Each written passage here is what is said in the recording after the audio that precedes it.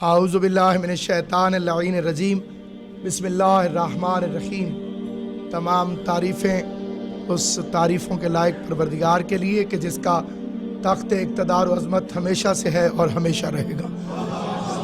درود و سلام اللہ کے ان برگزیدہ مصطفیٰ مرتضیٰ اور مجتبیٰ بندوں پر کہ جن سے درود نے اتنی عزت پائی کہ خود لا شریک بھی ان پر درود بھیجتا ہے۔ خداوند کریم نے ہدایت کے جتنے سلسلے بنائے اس میں بنیاد علم کو رکھا، جو کائنات کا مرکز ہے، جو قوموں کی زندگی ہے، جو ترقیوں کا باعث ہے، جو اندھیروں میں روشنی ہے، جو گمراہوں کے لیے ہدایت ہے، اس کا نام علم ہے۔ اور علم کائنات میں وہ اکلوتی طاقت ہے جو انسان کو خدا کے قریب کرتی ہے۔ جتنا علم زیادہ ہوگا اتنا انسان خدا کے قریب ہوگا، جتنا کوئی جاہل ہوگا اتنا خدا سے دور ہوگا۔ علم والا کھیت میں بھی ہو تو عالم ہوتا ہے، اور جاہل منبر پر بھی ہو تو جاہل ہوتا ہے۔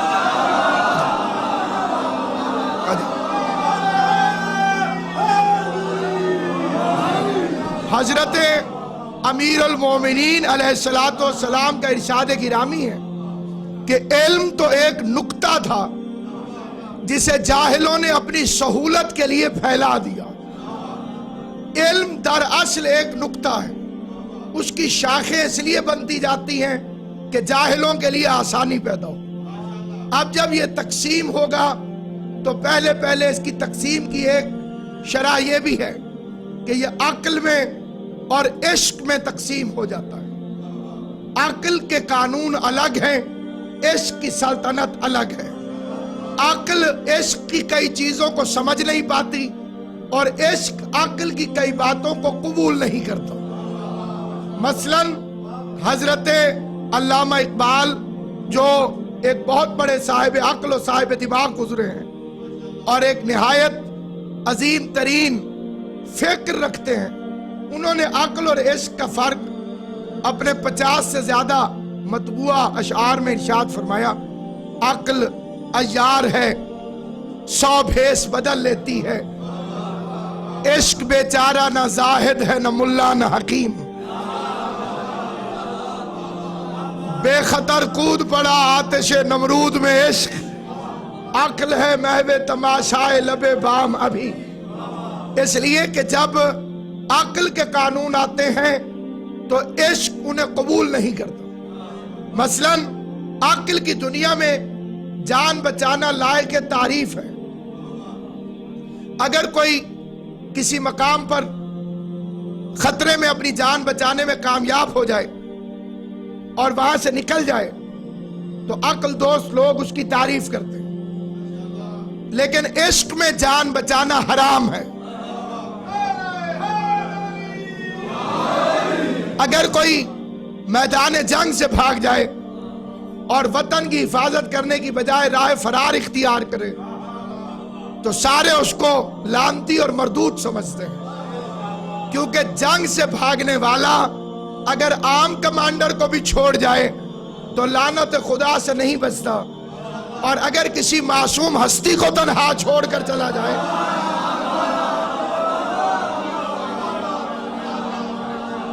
عقل کی دنیا میں سب سے قیمتی ترین چیز حکومت ہے۔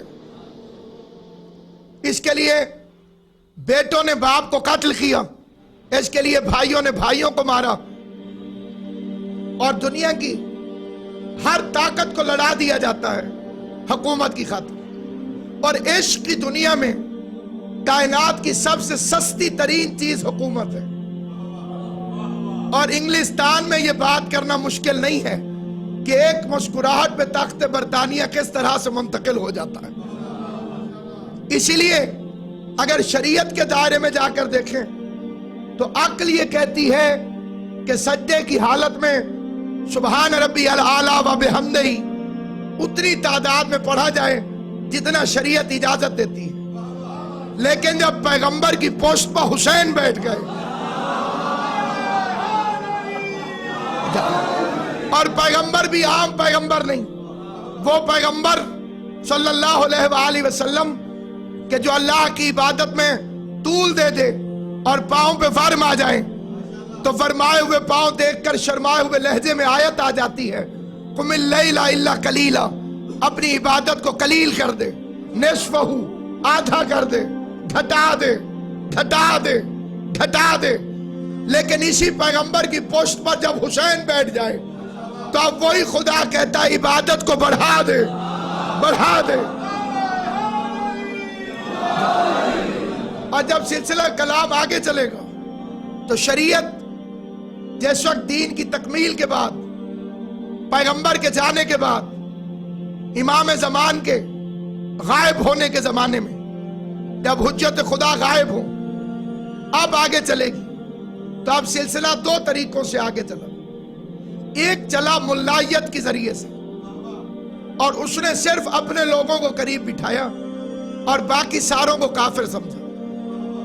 علامہ اقبال ہی فرماتے ہیں، واعظوں پہ یہ تکبر کے الہی توبہ، اپنی ہر بات کو آواز خدا کہتے ہیں۔ فرقہ بندی کی صدا تیرے گلستان میں چلی، فرقہ بندی کی صدا تیرے گلستان میں چلی، یہ وہ نادا ہے اسے باد صبا کہتے ہیں، اور خیر بھی ہو تو اسے چاہیے اچھا کہنا، یہ وہ کم بخت ہے اپنوں کو برا کہتے ہیں۔ اب جو وہ تعویل کے پھندے لگے تو ملائیت نے یہ سمجھا کہ میں اپنے قریب صرف اپنوں کو بٹھاؤں، اپنے علاوہ سب کو کافر سمجھوں اور خود ہی کو سمجھوں کہ میں ہی سب کچھ ہوں۔ اور دوسری طرف فقیر چلا تبلیغ کرنے کے لیے، اس کے پاس فرقے نہ بیٹھے، اس کے پاس ہندو بھی بیٹھا، اس کے پاس سکھ بھی بیٹھا، اس کے پاس مسلمان بھی بیٹھا، با محبت کا چارہ دیا گیا۔ پھر ایک شریعت کے سلسلے چلے جائے، عشق والے سلسلے نے دنیا سے منہ موڑ لیا تاکہ دنیا کے فسادی لوگ ان سے ناجائز فائدہ نہ اٹھا سکیں۔ یعنی عشق والے لوگ وہ کھوٹے سکے تھے جنہوں نے اپنے آپ کو دھواں دے کے سیاہ کر لیا تاکہ نااہل لوگ انہیں چلا نہ سکیں۔ انہوں نے جنگلوں کا رخ کیا، بیابانوں کا رخ کیا، اور مشن ان کا ایک تھا، اور وہ تھا محبت علی۔ مشن تھا عشق علی، وہ خواجہ اجمیر کا مشن ہو، وہ بابا فرید کا مشن ہو، وہ مسعود گنج شکر کا مشن ہو، وہ داتا گنج بخش کا مشن ہو، وہ شاہ رکن الدین عالم کا مشن ہو، وہ بہاؤالدین ذکریہ کا مشن ہو، وہ شمس تبریز کا مشن ہو۔ بلکہ مجھے اس مقام پر ایک اہل سنت دوست کا شعر یاد آتا ہے جنہوں نے فرمایا کہ نبی تھے علی کو ولی کہنے والے، اور ولی بن گئے یا علی کہنے والے۔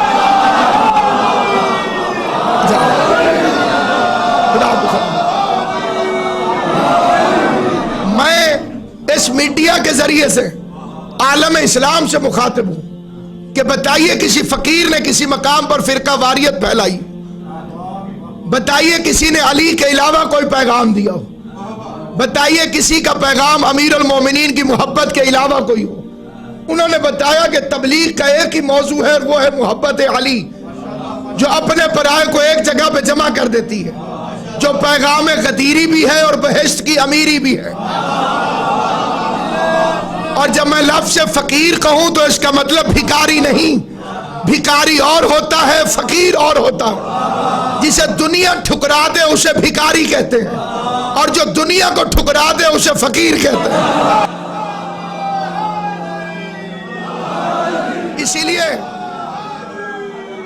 اسی لیے میرے مولا کا ایک لقب ہے امام الفقراء۔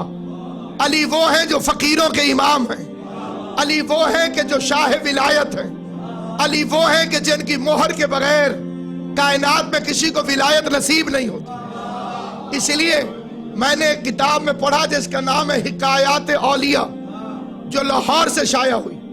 اس میں انہوں نے کہا کہ بے شک اہل تشیع کے علاوہ خلافت وہ حضرت ابو بکر سے شروع ہوتی، لیکن ولایت حضرت علی سے شروع ہوتی۔ اور ڈاکٹر طاہر القادری نے بھی یہ فکرے اپنی کتاب میں وضاحت کے ساتھ لکھے کہ جو حضرت ابو بکر کو خلیفہ نہیں مانتا رسول کے بعد، قاضی صاحب نے فرمایا کہ وہ تاریخ کا منکر ہے۔ اور جو مولا علی کو نہیں مانتا وہ رسول کا منکر ہے۔ آج اگر دنیا محبت پر اکٹھا ہونا چاہے تو یہ فکرے حکایات اولیاء کے، اس لیے کہ شیعہ اور سنی اسلام کے ایک جسم کے دو بازوؤں کا نام ہے، اسلام کے ایک چہرے کی دو آنکھوں کا نام ہے۔ آج ہمارا دشمن جو اندر بھی ہے اور باہر بھی، اس کی کوشش ہے کہ کہیں کسی طرح سے یہ لڑ پڑے، لیکن جہاں جہاں عقل موجود ہے وہاں لڑائی نہیں ہو سکتی، کیونکہ الف بے میں بھی سین اور شین کٹھے ہیں۔ نہ ہم میں کوئی اختلاف تھا نہ کوئی اختلاف ہے، اختلاف انہوں نے کیا جنہوں نے مولوی سے کلمہ پڑھا، جنہیں فقیر نے کلمہ پڑھایا ان میں کبھی جھگڑا نہیں ہو سکتا۔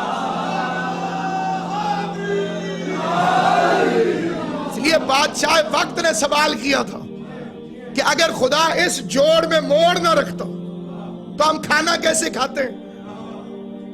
سارے علماء سر جوڑ کے بیٹھ گئے کہ ہاتھ تو یہاں رہ جاتا تو یہ ہاتھ منہ تک کیسے پہنچتا، پھر کوئی کھانا کس طرح سے کھاتا؟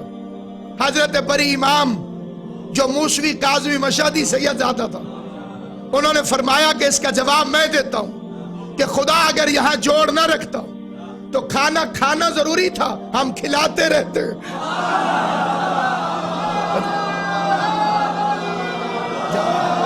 اگر کھایا نہیں جا سکتا تو کھلایا تو جا سکتا، ضروری نہیں کہ انسان کھاتا رہے۔ اسی لیے علی فرماتے ہیں کہ شریف کھلا کے خوش ہوتا ہے اور کمینہ کھا کے خوش ہوتا ہے۔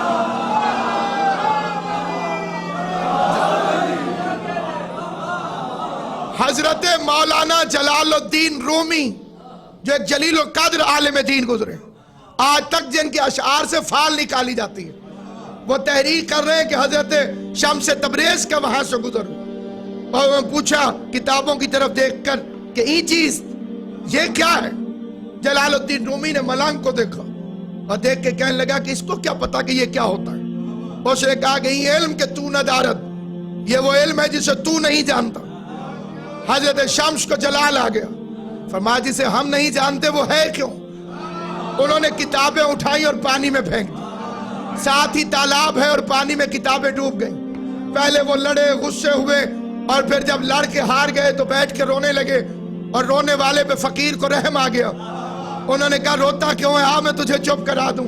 پانی کے تالاب میں ہاتھ ڈالا، کتابوں پہ ہاتھ مارا تو پانی کی بجائے ان سے مٹی اور گرد نکلنے لگی۔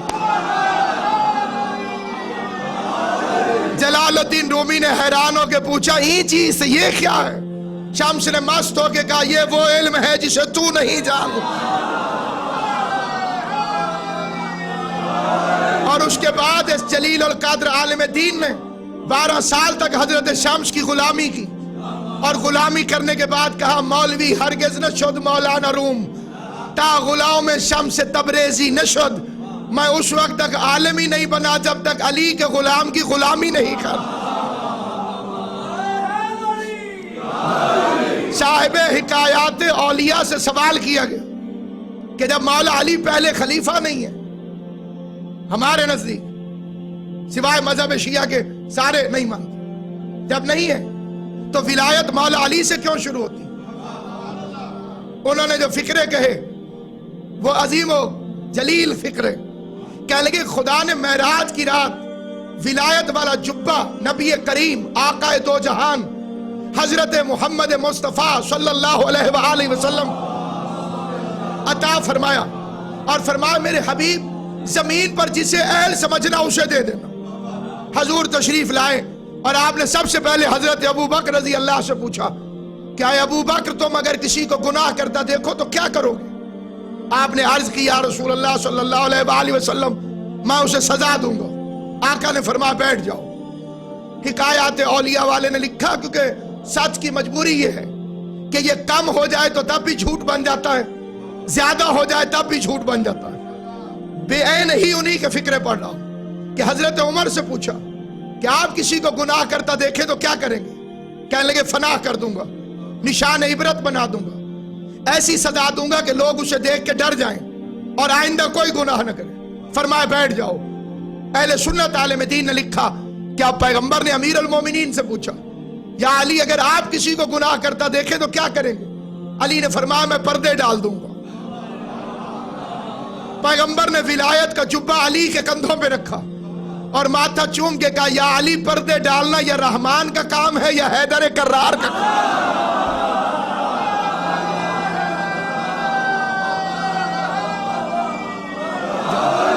اس لیے کائنات میں کوئی نہیں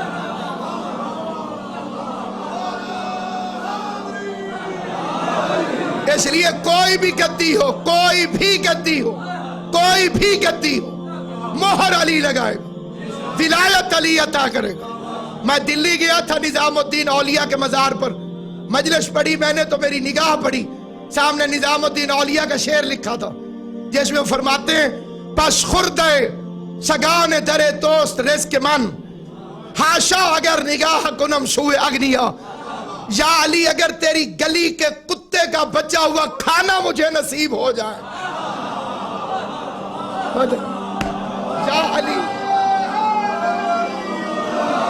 یا علی اگر تیری گلی کے کتے کا بچا ہوا کھانا مجھے نصیب ہو جائے۔ اور یہ تھوڑے لوگ اشارہ سمجھیں کہ علی کی گلی کا کتا کون ہے؟ کس نے اپنے آپ کو کہا کہ میں شیر خدا کی گلی کا کتا ہوں؟ یہ وہی تھا کہ جس کا نام ہے حسین اور اس کا باپ ابراہیم مجاب، جس کی قبر روضہ حسین کے اندر ہے۔ مجاب اس لیے کہ جب جب حسین کی زری پر سلام کرتے تھے جواب آتا تھا، اور اسی زری سے آواز آیا تھا کہ بیٹے کو سندھ بھیج۔ آج دنیا کہتی ہے کہ سندھ کو محمد ابن قاسم نے فتح کیا۔ میں یہ فکرہ کہتا ہوں کہ جاؤ سندھ میں گلیاں پھرو، سندھ کی سڑکیں پھرو، اگر ہر چوک پر تلوار لٹک رہی ہے تو سندھ کو محمد ابن قاسم نے فتح کیا، اور اگر ہر چوراہے پہ غازی کا علم ہے تو سندھ کو کلندر نے فتح کیا۔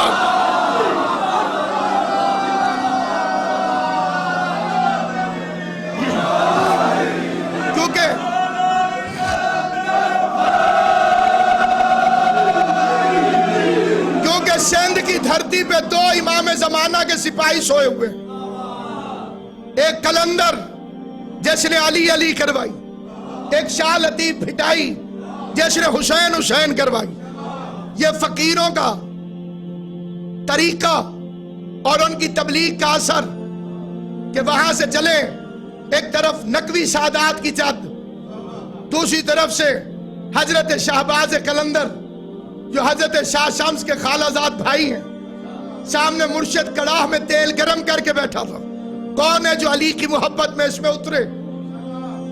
بخاری سادات کے جد نے قدم آگے رکھا، سرکار کلندر نے جد سادات نقوی کے تلوے پہ پاؤں پر ہاتھ رکھا، ان کا پاؤں آنے لگا، ان کا نیچے ہاتھ آ گیا۔ سرکار کی آوازیں مجھے روک رہے ہو؟ فرمایا تمہاری پوسٹ میں 5.25 لاکھ فقیر ہیں، اگر آپ چلے گئے تو بخاری سادات میں جو فقیر آنے ہیں وہ کیسے آئیں گے؟ آپ رکے میں جاتا ہوں۔ کلندر کڑھا کے اندر گیا، 11 سال تک علی علی کا ورد کیا۔ 11 سال کے بعد مرشد کی آواز آئی آ جاؤ، اب لال ہو گیا ہے۔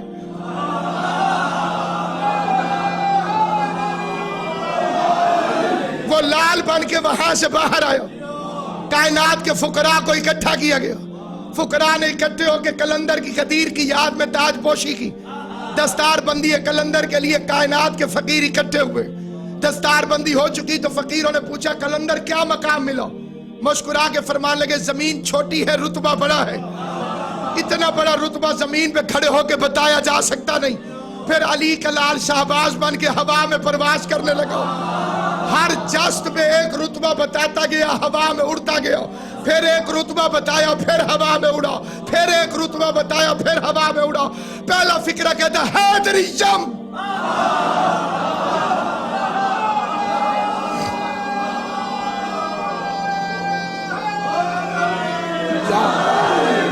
یہ شعر نہیں کلندر کی ڈگری ہے، یہ شعر نہیں کلندر کا رتبہ ہے، یہ شعر نہیں کلندر کا مقام ہے۔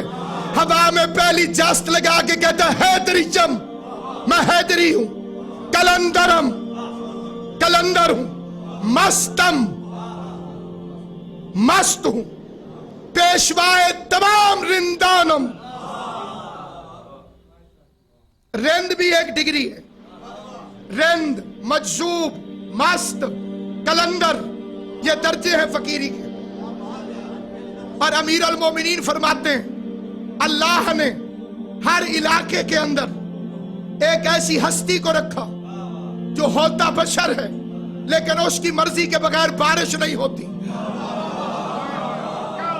اور دنیا میں ایسے جتنے بھی ابدال ہیں اور ساروں کا نظام جس کے ہاتھ میں اسے کلندر کہتے ہیں. حیدریم کلندرم مستم. میں حیدری ہوں، میں کلندر ہوں، میں مست ہوں. پیشوائے تمام رندانم. میں سارے رندوں کا پیشوا ہوں. کمر اندر کلندری بستم. میں نے کلندری کو اپنی کمر کے اندر باندھا ہوا. علی اللہ از ازل گفتم. میں ازل سے علی اللہ کا نعرہ لگاتا ہوں. پہلے کلندر سمجھے انسان، پھر سمجھے کہ علی اللہ کا مطلب کیا ہے. وَهُوَ الْعَلِيُّ الْعَظِيمُ. سچا ہے وہ اللہ جو علی پہلے ہے عظیم بعد میں ہے.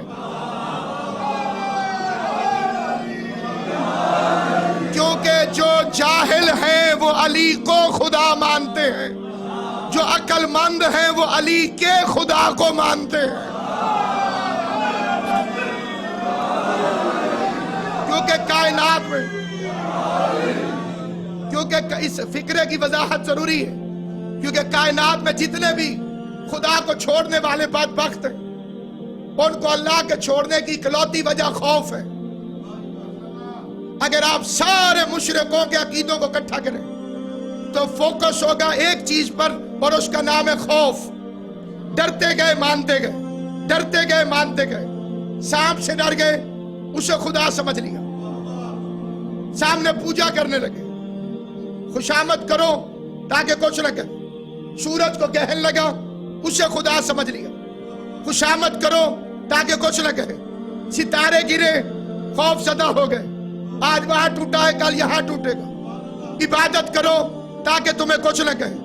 فرعون، نمرود، شداد ان تین جھوٹوں سے ڈرے، گردن جھکا دی کہ تم ہی ہمارے خدا ہو. اب یہ انسان ہے، یہ کبھی سانپ کو خدا مانتا ہے، کبھی پتھر گرے اور انسان ان کے نیچے دب جائے تو کنکر کو شنکر سمجھ لیتا ہے. کبھی یہ انسان ہو کر سورج کو خدا سمجھتا ہے، کبھی تارے کو خدا سمجھتا ہے. کیا کہنے ابو طالب کے بیٹے علی. اکیلے علی نے توحید کی ایسی حفاظت کی، سانپ کو چیر کے رکھ دیا. سانپ خدا نہیں ہو سکتا. بتوں کو پاش پاش کر دیا، پتھر خدا نہیں ہو سکتا. سورج کو واپس پلٹا دیا، سورج خدا نہیں ہو سکتا. تارے کو دروازے پہ اتار دیا، ستارہ خدا نہیں ہو سکتا. سجدے میں سر جھکا دیا، انسان خدا نہیں ہو سکتا.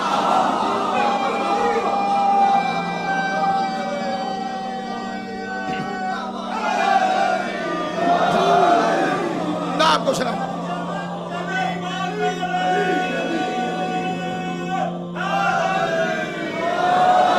وہ ساری زندگی صرف ایک رات سویا تاکہ توحید بچے،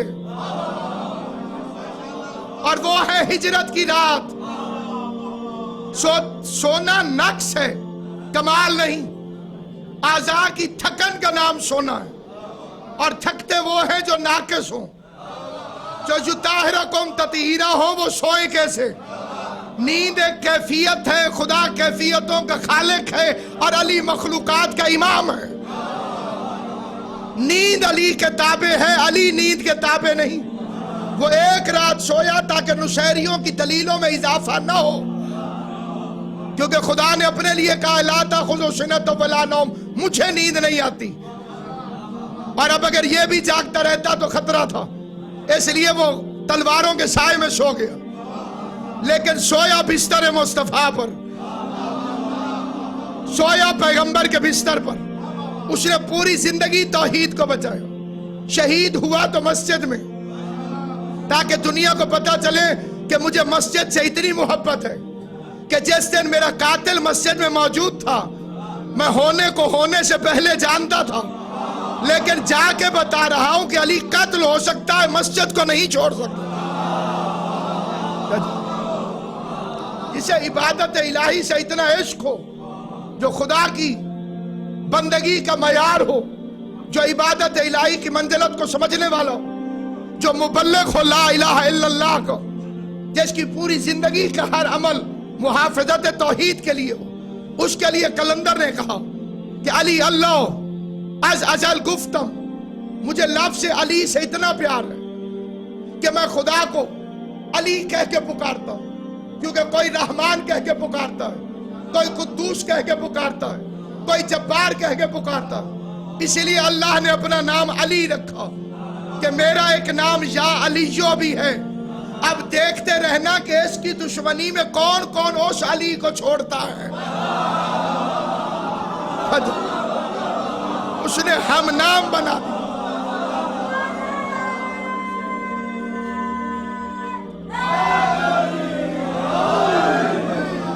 कमर अंदर कलंदरी बस्तम, हैदरी जम कलंदरम मस्तम। साहिबान इल्म से सुना कि इन अशआर की तादाद 500 से ज्यादा है। हर शेर के अंदर 3-3 मर्तबे हैं। हर मर्तबे पे कलंदर बुलंदी पे जाता है। अपनी फजीलतें पढ़ते पढ़ते पढ़ते पढ़ते पढ़ते कलंदर अर्श से जाके टकराया। अर्श की बुलंदी से कलंदर ने फर्श पे देखा। फर्श पे कलंदर को नजफ में अली का रोजा नजर आया। अली के रोजे को देख के कलंदर ने परों को समेटा, परवाज को रोका, कांपते हुए फर्श पे गिरा। अली की चौखट पे गिर के कहते के सगे कुए शेर या